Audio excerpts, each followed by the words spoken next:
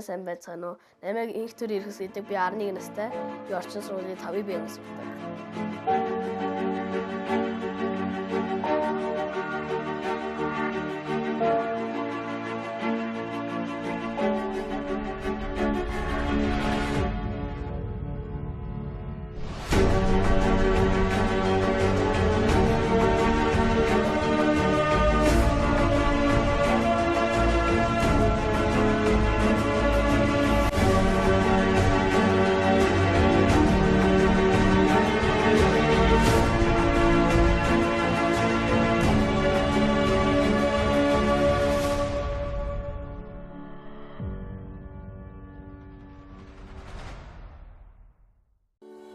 Би усан спортоор хичээлээ 4 жил болж байгаа. Усан спортын 2 дахь зэрэгтэй. Усан спортоор анх сэлжихад нөгөө хамгийн хүндрэлтэй юм надад амьсгаа авах байсан. Амьсгаа авахаар нөгөө амлын ус ороод заримдаа хамраараа ус сороод тэгээд өсрэлтэн дээр бас жоохон биегээ алгадаж орангууд нөгөө арьс амир өвддөг.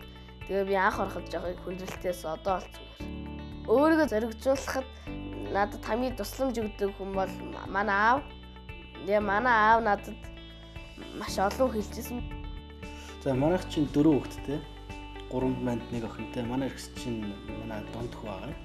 Би өмнө нь эргэсийг нэг хөл бөмбөгөөр явуулсан байна. Туркийн Бишкташ гэх хөл бөмбөгийн баг Монголд салбараа нэгээд тэнд битэр чинь нэг жил орчим явсан. Тэгээд хөл бөмбөгөөр явж байгаад өөрөө сургууль дээр нэг усны хичээл ордог, орчлон сургууль чинь. Тэр усны хичээл нь орж байгаад Саранчмаг багш нэгэд орчлонгийн усны багш нь шигшээ баг сонгож авч яагаад эргэсийг чи орох уу, сэлэх үү гэдэг тийм санал тавьсан юм билээ. Тэгээ ээжтэй бид нэг очиж хамрандаа ярилцж байгаа очиж уулзаад тэгэл за явуулъя гэл. Тэгээ манай хүн чи өөрөө тэрэн дээрээ явж үзсэн үедээ ер нь одоо миний спорт чи усын спорт юм байна. Би өнөө одоо усын спортоор хичээлье гэд. Тэгэл ингээл усын спорт орж эхлэх явсан юм л та.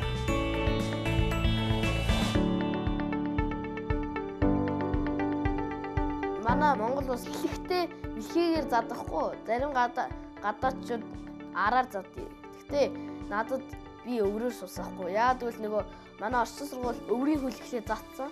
Тэгээ би багш намайг өврийн хөл сурцсан биш ч юмс өврөө яваа сурцсан гэдэг өврөөр явсан ахгүй. Хамгийн сэлгэт хүндрэлтэйг дэлфин. Яа тэгвэл татаад усан дээр нэг ингэ бүтэн биегээрээ гарч ирэн гэдэг жоох юм хүч харддаг. Тэгээд дэлфийн хамгийн хэцүү, дэлхийн хамгийн харин чамлаа. Туркэд усанд нэг живг шахаад.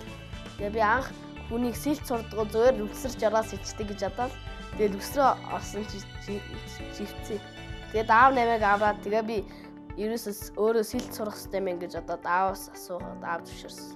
Би ер нь усан сэл сурья гэж бассейнд нэг өвлийнхээ амралт дээр бол 2-7 хоног явсан. Гэхдээ тэрэндээ бол нэг мэлхий сэлт, өрөөр даалс сэлт гэдэг юм гэднээс орсон байсан тийм. Би араар илүү сэлэх дуртай. Яг бол нөгөө бусад төрлүүд нь дандаа доош харцсан. Тэгээд ар ганцаархлаа дээш харцсан. Тэгээ би нөгөө дээшээ харж одоо нэг сэлт сурах нь илүү гоё. Тэгээ бас нөгөө амьсгаа авахд илүү амар байдаг нөгөө ам хамрал ус орохгүй. Би анх 20-30 секунд амьсгаагаа төгжиж чаддагсан. Тэгээ би өөрийгөө багш нөгөө амьсгалын дасгал хийлгэсээр байгаа. Би амьсгалын дасгал хийгээд сайн болоод сэлт сургангууд амар хүндрэлтэйсэн. Тэгээ аав намайг амар дэмждэг гэсэн. Тэгээ би анх итгэлийг алдахгүй бол тэгэл явсан. Би өөрөө анх сэлт сурахад би өөрөөрөө маш их багтмаа санагдсан. Яг бол би маш их хичээл зүтгэл гаргаж өөрөө сэлт сурсан.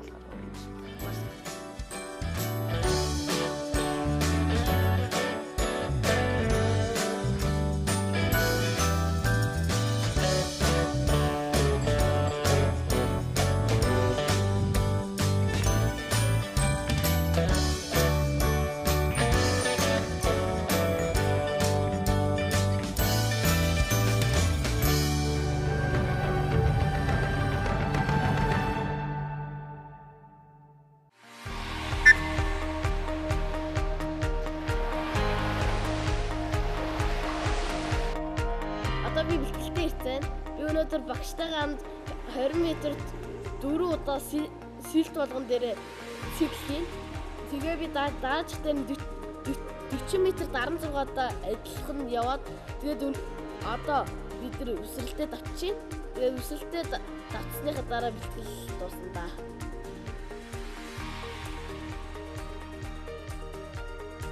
Өнөөдөр би ойролцоогоор нэг 2000 3000 сэлж байгаа. Бэлтгэл хийхэд одоо жишээлбэл шүмбэс татах, тэгээ ингээд цаг татах ингээд маш игээд өвдөлт мэдэрдэг. Тэгээд ингээд шантмаар байдаг чи би нөгөө усан спортондоо хэтэрхий дуртай болохоор чаддгүй.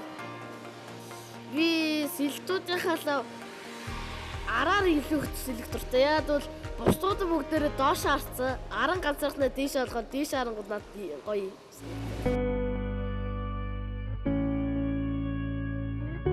Бүгдээрээ нааш иймэд энэ зов.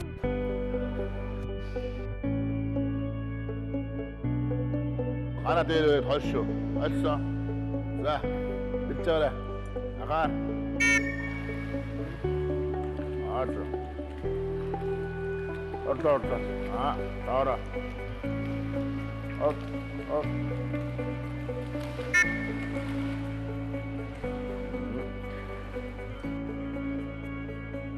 Аргайгоо.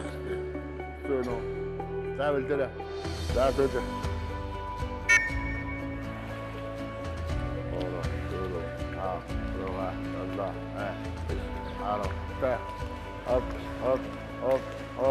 Up. За дэше. Хүүхдээ усан спортоор явуулахад бол хүүхдийн бие ялдар өвдөж хөгждөг. За тэгээд хүүхдийн одоо дархлаа их сайжирдаг. Ер нь бол уушны багтаамж, ер нь бол дөрвөн мөчийн жигд ажилладаг усан спортоор хичээлгээд тэгээд өсөлтөнд нь их нөлөөлнө. Ер нь давуу тал бол аюул их бий.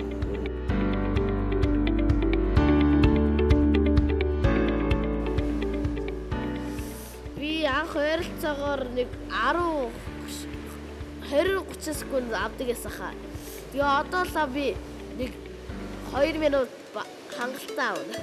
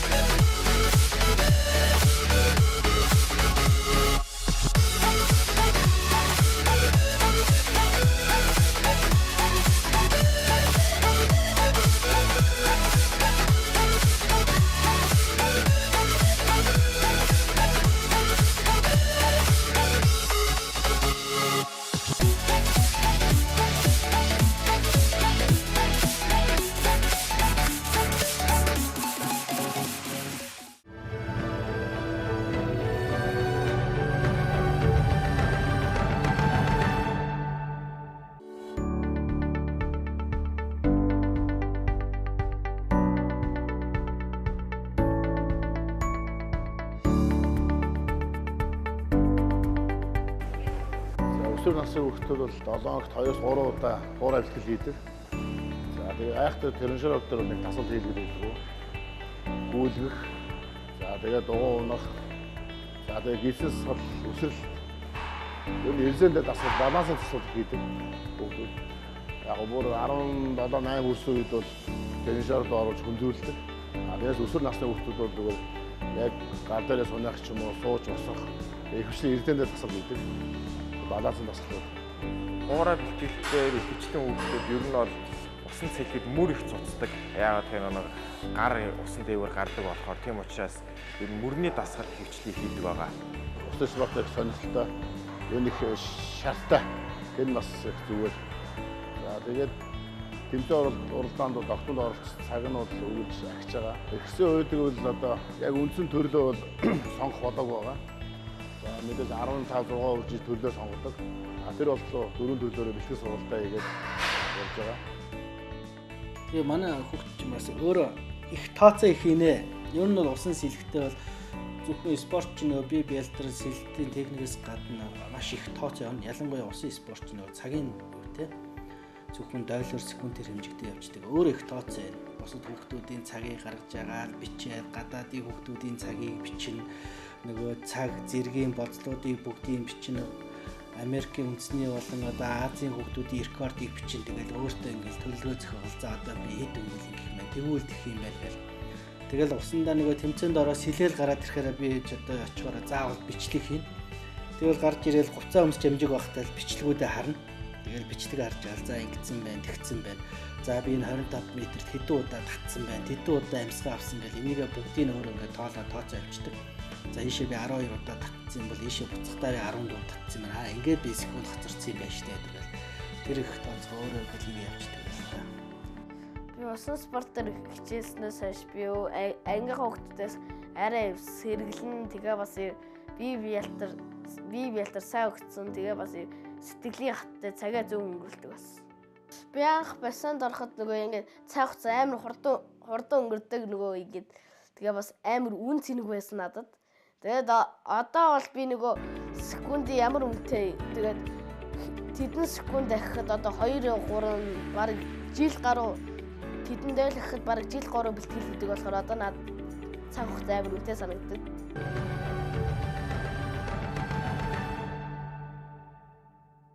Би 2016 оноос их сэлсэн. Тэгээ би сүүлийн 1 жил сэлэм загах клубт орсон. Тэгээ би спортын мастер журмд байх, спортын мастер үжиг, спортын мастер амин тамирчтай нэг бэлтгэл хийдэг. Тэгээ би ялангуяа би спортын мастер журмд байхаас би маш их үлгэр дуурайл авдаг. Яагаад гэвэл яг тэмцээн дээр байгаа юм шиг бэлтгэлээ хийдэг сэтгэл зүрхээ гаргаж. Тийм болохоор би журмд байхаас үлгэр дуурайл. За манай клубийнхан бол ерөнхийдөө 7 хоногт 6-аас 7 удаа усны бэлтгэл хийдэг. Тэгэхдээ болохоор нэг удаагийн оролтын бэлтгэлтэй бол нэг өдөрт 5000 м орчим бэлтгэл хийдэг байгаа. Усаар хичээлэх нь үлээд нэг гоё цэвэрхэн спорт нэгдэх юм бол тэгээд нэг ороод цэлхэд ингээд хичээлэхэд бэртэл гэмтэл байгаа авдаг. Одоо уралдахтаа өрсөлдөгч гэсэн гарч ирээд бүгд найзууд байдаг. Бүгд инээгээд нэгэндээ ингээ баяр хүргэдэг. Тэгэл нэг муу санах юм байхгүй. Ерөөсөө амар дандаа гоё хөвгтэй байдаг. Миний хувьд бас бэлтгэлээ тэгээд цуг хийгээд тэгээд гарч ирээд нөгөө чөлөө цагаас хамт өнгөрөөдөг. Тэгээд бас тэмцээн уралдаанд ороод уралддаг гэсэн тэгээд гарч ирээд бас амар сайн найзууд байдаг. За усч өөрөө их төвчээр шаардсан спорт. Ямар ч спорт ер нь бол амьжтыг зөв хүмүүжүүлдэг. Амьрч байгаа бол тэгээ ер нь бол цагаа барина, өтөө суултаа ер нь ирээдүйд ер нь бол сайн хүмүүжүүлсэн дээ ер нь бол. Миний хувьд л тамирчин гэдэг тууштай, чармаалтай, сэтгэлийн хаттай нэг тамирчин гэж хэлээ. Би өөрөө тамирчин хүн болох замдаа явж байгаа гэж боддог. Би алтаанаас бараг суралцдаг үлдээ. Тэгтээ би нөгөө юу вэ? Бэлтгэлээ өмнө би ингээд чин сэтгэлээсээ хийдгүү зүгээр өөрөө ингээд яваа байж хад болдог гэж би тэгж боддог байсан. Одоо харин би хам хүчээ шахаад тэгж явжаа. Тэгээд тэгж явангууд секунд шахна тэгээ бас өөрөө ч алтар нэртэй.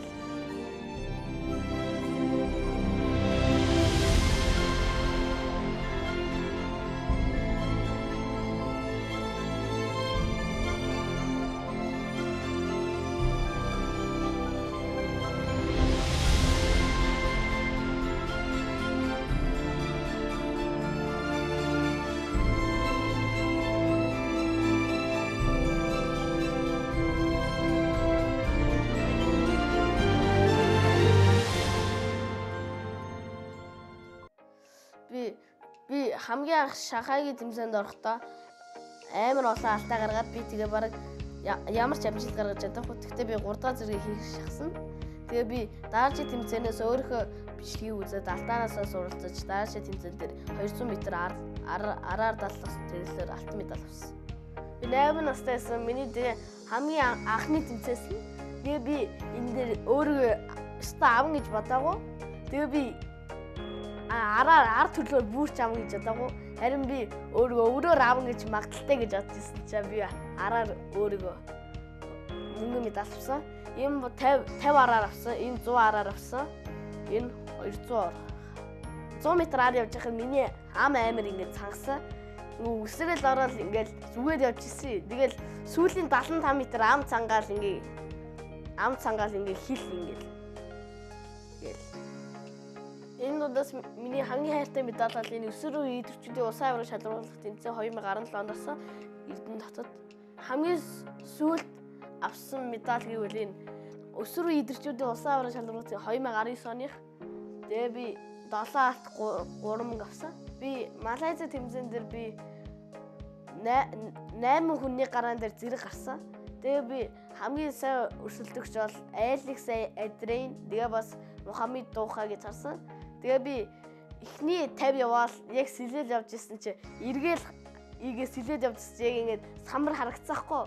Самбар харагдсан чи 38-тай эргэцэн 2 дугаар байрлал явж байгаагаар тэнгүүд нь би 2-т явж байгаа юм да. Одоо энэ алдахгүй явъя да гэж яваал явсан ч барайнд мөнгө медаль авсан шүү дээ. Энэ Шанхайд болсон тэмцээн бол нэг гараан дээр насны хязгаар ахгүй адилхан секундтэй л адилхан төрөл адилхан секунд л нэг зэрэг гардаг. Тэгээ би 17-тай хүмүүстэй хамт зэрэг оролцсны гараанд тэгээ би оролцоод 2.23 авсан. Харин мөнгө медаль авсан нь 2.33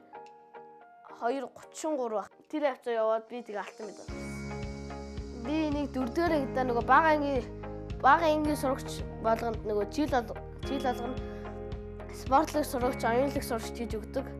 Тэгээд тэр хоёр цомыг би 4-р ангидаа спортлог сурагчийг авсан. Би усан сэлгээс гадна математик бодох маш их дуртай. Математикаар авсан медалууд нь идэр.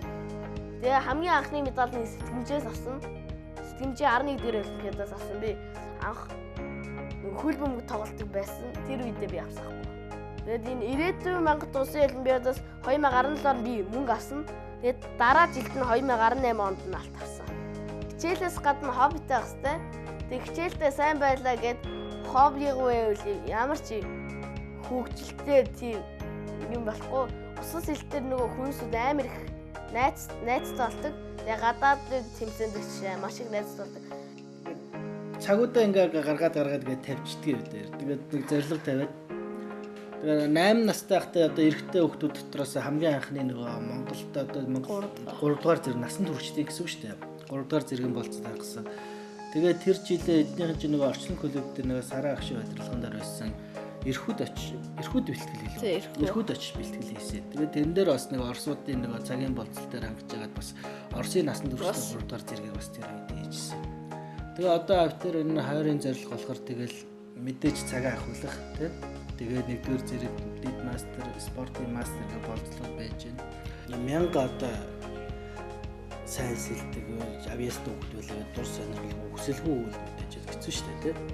Хоёрдугаарт нь болохоор хувь хүний өөрийнх нь зан характер гэж байх хэрэгтэй. Хүн одоо нэг тамирчин сэтгүү гэж, тамирчин зан гэж бас байна л та хүнд.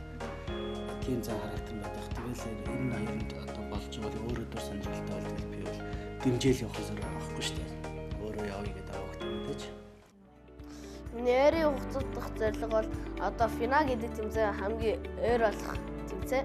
Би тэр тэмцээн дээр амжилттай оролцож нэгдүгээр зэрэг хийх зорилготой байгаа. Тэгээ миний мөрөөдөл бол би олимпийн авраг болох мөрөөдөлтэй.